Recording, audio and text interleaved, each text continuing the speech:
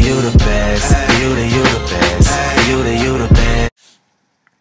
Hi guys, so I am here to talk about our awards for this season, which is always, I think, the funnest part for all the girls. So we're going to start off with our Freshman MVP Award. When I think of an MVP, I think of the person who always has the most energy, goes above and beyond in anything you ask them to do, is helpful to other girls, pretty much is all around a positive, and cheerleading is what they really want to do.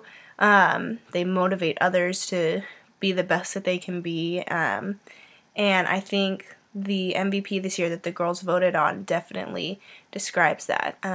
So the MVP vote for freshman cheer this year goes to Lauren Shofi. So congratulations, Lauren. Tonight I wanna show you. Okay, so now we are going to move on to the Coaches Award. Pretty much speaks for itself. This one is the one that us coaches get to pick. When I'm picking the Coaches Award, I like to look for someone similar to the MVP, but a little different. Works well in any environment.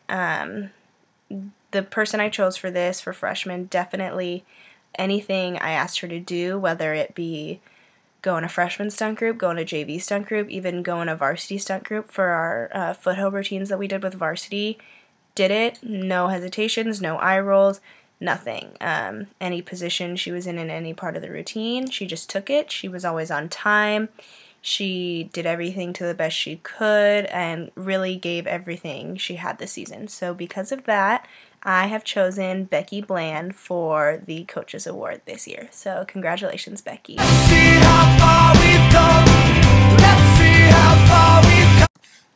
So this year, I decided to change things up a little. I had contacted Miss Natalie and Natalie Larson and told them I wanted to do a Most Improved Award because I think there were a lot of girls who either this was their first year cheerleading or they had been cheering for a while but they hadn't reached their full potential, and I knew they could be even better if they just strived to be the best they could and just put a little more work into it.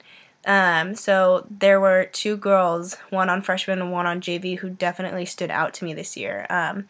For our freshman MVP, this girl came into the season. She was a back spot. She learned how to base. She was an amazing front spot. I had girls coming up to me begging me to put her as their front spot because she worked so hard and really helped and acted like a third base when she front spotted. Her tumbling, she exceeded. She started with a simple back handspring. By the end of the season, she was throwing tucks, and I was choreographing her in all our half times for tucks.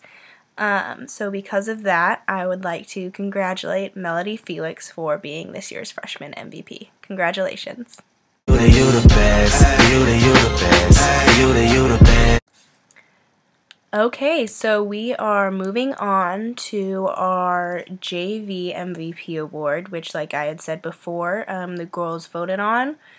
We tallied up the votes, so this was who the girls definitely thought put 110% into every practice, every halftime, helped motivate them all.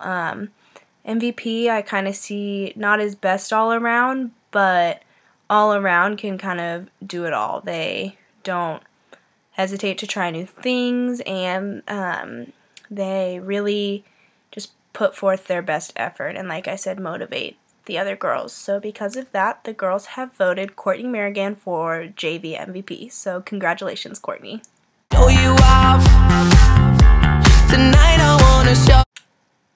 So this year for the Coaches Award on JV, it's actually being awarded to someone who was new on our squad this year. They weren't on the freshman team last year. This person, for being new on the squad, came in, worked very well with all the other girls. This person also had to learn new positions, had to learn pretty much how to do everything in cheerleading, and she really took it all in. And I remember telling this girl at tryouts, one of the specific things I wanted to see her work on this year was definitely her confidence and knowing that she would be good at cheerleading. And that with a little extra practice and really just believing in herself, she would excel tremendously. And this girl definitely took that advice we gave her at tryouts and is a completely different girl than the one I saw at tryouts. She is an amazing bass, an amazing tumbler, a great dancer. She has a great personality, and her confidence just shines through the roof. So because of that, I'm awarding Lauren Luke for the Coaches Award. So congratulations, Lauren.